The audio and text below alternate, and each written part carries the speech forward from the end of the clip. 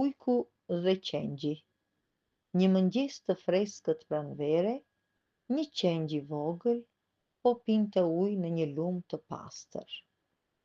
Pak më lart në lumë erdhi edhe një ujk i urritur që po kërkonte justifikim për ta ngrënë. Ujku, me një zë të vrashtë i bërtiti qengjit.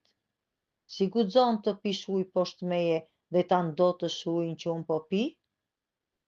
Qengji u friksua, por me zë të butë i tha: Por unë jam më poshtë në rrjedhën e lumit.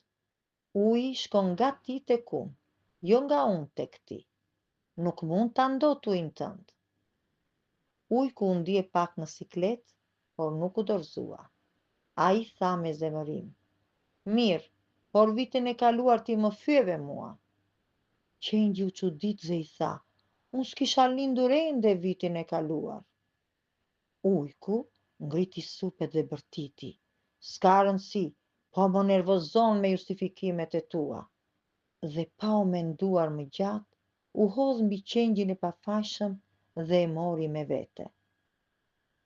Mësimi i fabulës. Njeriu që kërkon të bëj keq, gjithmonë gjen një justifikim, edhe kur tjetri është i pafajshëm. E drejta nuk ka nevojë për forcë, por për drejtësi.